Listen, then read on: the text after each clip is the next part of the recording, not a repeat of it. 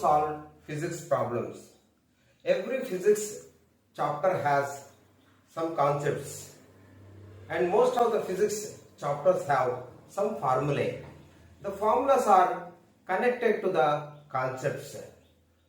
Now we have to master the concepts and the formula and the connection between the formula and the concepts. Connections are relations between the concepts and formulas. You have to master, the students have to learn concepts, formulas, and the relations or connections between the concepts and the formulas. Now how can we learn the physics concepts? How can we learn the physics concepts? Now this depends upon the way of your learning. Attend your physics teacher's class regularly. You will get maximum physics subject knowledge when you listen regularly to the physics sir or physics teacher. Your physics teacher or your physics sir has a lot of knowledge, and when you attend the classes regularly, then you can learn most of the concepts in physics. Now improve your LSRW skills, listening, speaking, reading and writing skills.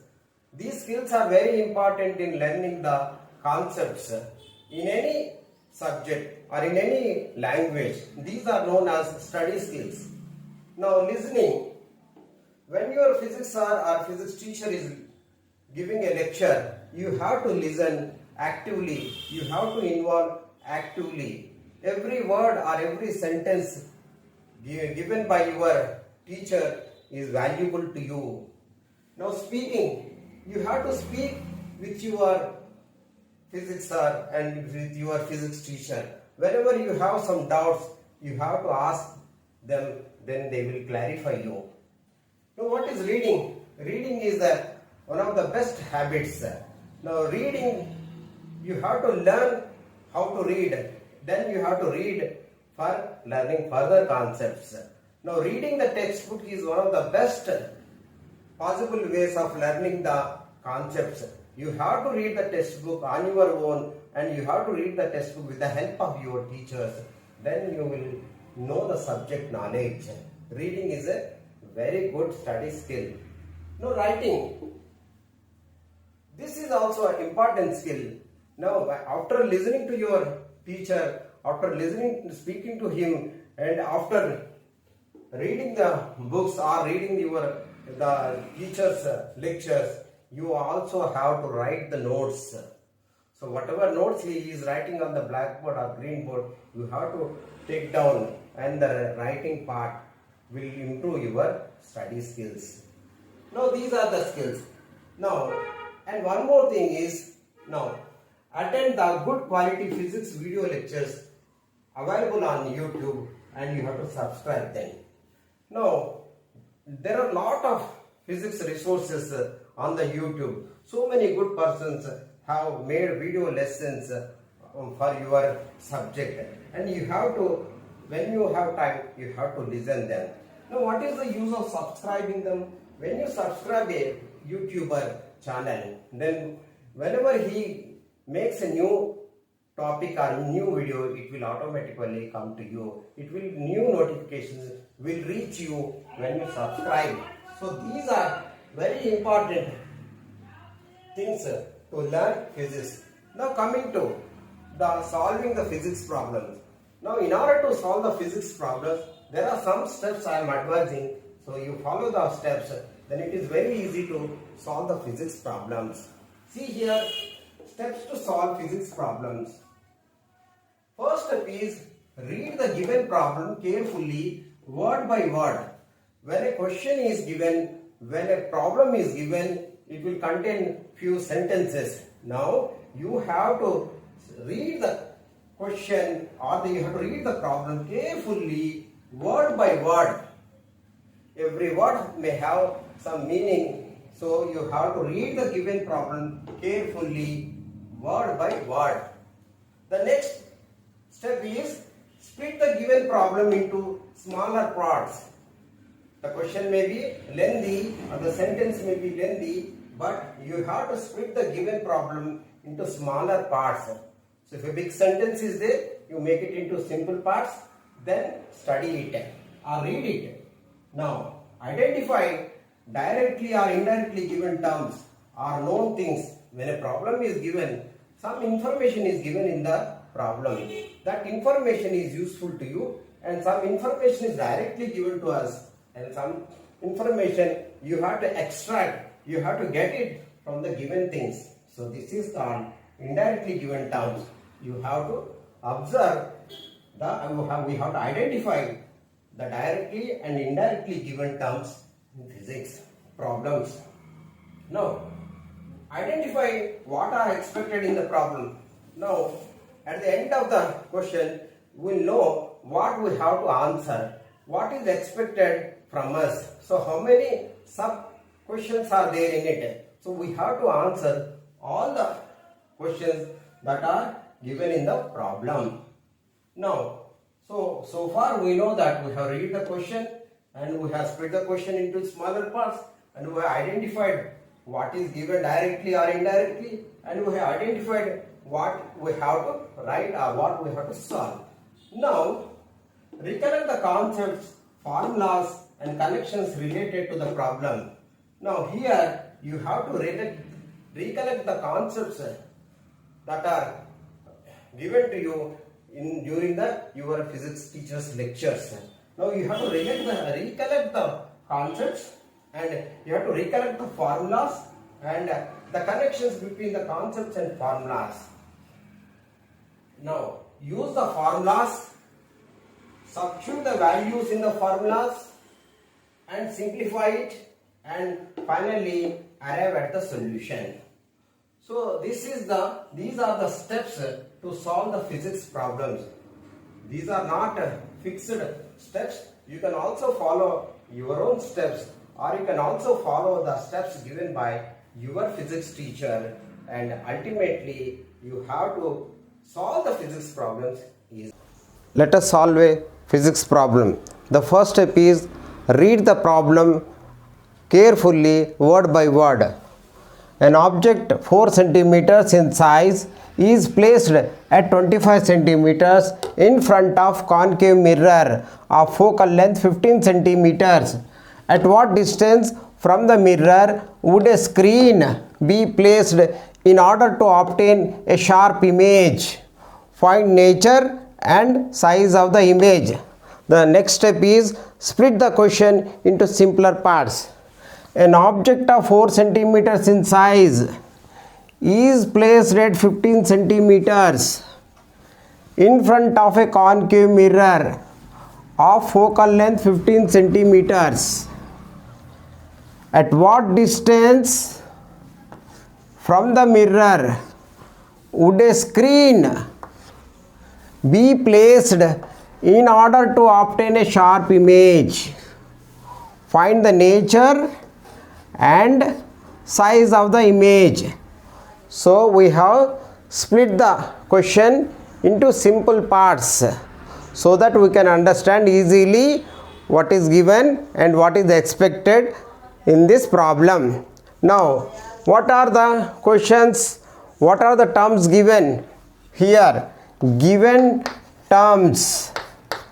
Given terms are what is given in the question. First, 4 centimeters in size, object size HO is equal to object, height of object is equal to 4 centimeters.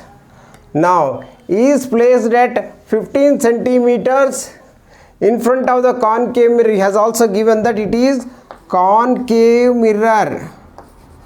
Concave mirror he has given. Now, focal length, he says what is small f stands for? Small f stands for focal length. Focal length is equal to 15 centimeters. Focal length is equal to 15 centimeters. Now, next step is what is to be found out? The expected terms. See here what he is expected. What is expected? Expected terms. Now he says, what is the distance from the mirror? Would a screen, that means distance between screen and the mirror, it is called image distance.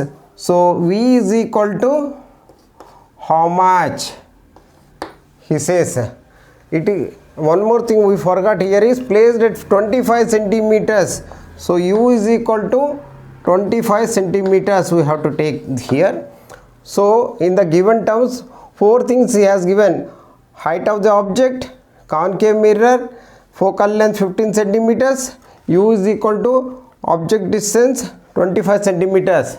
He is asking us to find out what is the image distance, what is the nature. Nature means what we have to find. Nature means here we have to find out what is the appearance. Appearance we have to find out. Appearance means whether it is real or inverted, we have, whether it is real or virtual, we have to explain, and we have to tell about orientation. Orientation. We have to explain that whether it is inverted or vertical or erect image, we have to explain. Then we have to tell about any change in the size. Change in size, that means whether the image is enlarged or diminished or of the same size. So whenever nature means, it explains about three things. It tells about the appearance of the image, whether it is real or virtual, and orientation, whether it is inverted or vertical, erect, and change in size, whether it is diminished or enlarged or of the same size. So this thing. Next he is asking about size of the image. Size of the image means here, HI he is asking. Now what are the given terms we have found out? What are the expected terms we came to know? Now the concepts we know, up to this we know the concepts. Now we have to find out the formulas. What are the related formulas? So the related formulas are magnification is equal to M is equal to here HI by HO, and it is also given by the formula minus V by U. This minus comes here because of usage of sign convention in the derivation. Then we have 1 by F is equal to 1 by V plus 1 by U. So these two formulas we have to use. Now these are the concepts and this is the formulas. Now what are the connection between these two formulas? I told you to solve any problem, we have to first find the concepts. We have to know the concepts, then we have to know the formula, and the third step is connections. Our connections are relations between the formula and the concepts. Now the relation between the formula and concept is here explained by one important concept, that is known as sign convention. The sign convention plays a major role. It is the biggest connection here between the concepts and the formula. Now when we use the sign convention, and here we have known that concave mirror, so whenever we take a concave mirror like this, so this is called pole, and this is focus, and this is center of curvature. Now the focal length is given as 15 centimeter. So this is equal to 15 centimeters. Here PF is equal to 15 centimeters. Centimeters is equal to EF. Now twice of focal length is equal to radius of curvature. We know that PC is equal to radius of curvature is equal to 2F is equal to 2 into 15 is equal to 30 centimeters. We have to know this. Now here what type of sign we have to take here? Now the object is placed between the focus and the center of curvature. How can we say the object is placed between here and here? No, from pole to center of curvature it is 30 centimeters, but the object is placed at 25 centimeters. So between here, it is kept between here. So between these two things. Now when the light rays fall on the concave mirror, now we are measuring the distance from pole to this, and we are measuring the distance opposite to the direction of the incident ray. So we have to take here minus sign for all the measurements. So here we comes, focal length is equal to minus 15 centimeters, u is equal to minus 25 centimeters, and also we will also get the answer also in terms of minus only. So here we get something. So this is about the sign convention. Sign convention plays a major role in the form of connection between the formula and the concepts. Now let us simplify this. How to simplify? When we substitute the values in the formula, we get like this: 1 by f is equal to 1 by v plus 1 by u. Then f is equal to minus 15 and u is equal to minus 25 will substitute. Then 1 by v is equal to 1 by this 1 by u minus 1 by f. We will get 1 by v is equal to like this, and ultimately we will get v is equal to minus 37.5 centimeters. Now here minus sign indicates that it is the image is formed in front of the mirror. So we'll take it like this. Now here we are able to find out this value v is equal to, we are able to find out. Now we have to find out the size of the image. Size of the image formula we have m is equal to hi by h0. Now here we have to substitute hi by h0. ho means object size is 4 centimeters as given. Now when you substitute these values here, we get hi or height of the image is equal to minus 6 centimeters. So we get it here. Minus indicates that it is the inverted image. It is inverted image. So whenever the image is below the axial line, this principal axial line, then we will get I like this. Inverted will take this. So height of the image is equal to 6 centimeters we have taken here. Now we can take it 6 centimeters. Now we have to find out the nature. Nature means here you see here the image size is inverted. So it is inverted. Orientation is inverted, and it is formed in front of the mirror. So we take it as real image. Then the size of the image is increased. So size is increased. So it is called enlarged. So nature means appearance, orientation, change in size. Appearance is real, orientation is inverted, and change in size is called, it is enlarged. Now size of the image already we have found out, hi is equal to 6 centimeters. In this way we have to solve the problem. Let us solve a physics problem. The first step is read the problem or read the question carefully word by word. Find the distance of image when an object is placed on the principal axis at a distance of 10 centimeters in front of a concave mirror whose radius of curvature is 8 centimeters. Now split the problem into simpler parts. Find the distance of image when an object is placed on the principal axis at a distance of 10 centimeters in front of concave mirror whose radius of curvature is 8 centimeters. Now let us see what is given in this. Given terms are given. What are given in this question? When an object is placed at a distance of 10 centimeters. So object distance u is equal to 10 centimeters he has given, and he has given this is concave mirror. This is the concave mirror.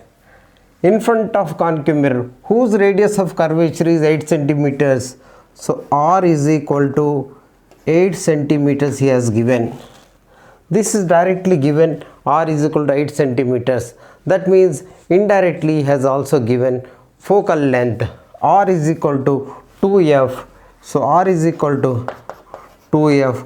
So f is equal to r by 2 is equal to 4 centimeters he has given. So the given terms are, he says it is a concave mirror and object distance is u is equal to 10 centimeters and r is 8 centimeters and radius of curvature is 8 centimeters. So focal length is equal to, which implies focal length is equal to r by 2 is equal to 4 centimeters. Now what is expected in this question? Expected terms. Expected terms. What is expecting? Find the distance of image he is asking. So v is equal to how much he is asking. Now he is not asking anything about nature and size of the image, he is not asking. So we will answer as per the question only. So we will find out the image distance. Now these are concepts. Now we have to find the formula. What are the relevant formula? Now r is equal to 2f, one formula we have, and 1 by f is equal to 1 by v plus 1 by u. So these two formulas, these are the two formulas. Now what is the connections? The connections are relations between the formula and the concepts. Now this is a concave mirror. Now the connections are here prescribed in the form of sign convention. Sign convention. So sign convention is very important and very useful to solve this problem. So in case of concave mirror, the object is in front of the concave mirror and the image is also formed in front of the concave mirror. So we'll find out what is v here. Now when you apply sign convention here, now what will happen? V becomes minus, u becomes minus, and r becomes minus. Minus sign we have to use for all these things. So now let us solve the problem. Here 1 by f is equal to 1 by v plus 1 by u. Now we need v. So 1 by v is equal to 1 by f minus 1 by u. So 1 by v is equal to 1 by f is equal to. So now after using sign convention we get like this, all become will minus. Now f is equal to minus 4 centimeters. Now minus of 1 by, what is u is equal to minus 10 centimeter. So this will become as 1 by minus 4 plus 1 by 10. So when you take like this, then what will happen? So 20 if you take, now 4 5s are, so 5 minus 5 plus here 2. So he will get here 1 by v is equal to minus 3 by 20, or v is equal to here minus 20 by 3 is equal to minus 6.67 centimeters. You will get it. Now so ultimately, so v is equal to, we will get, so v is equal to, we get 6.67 centimeters.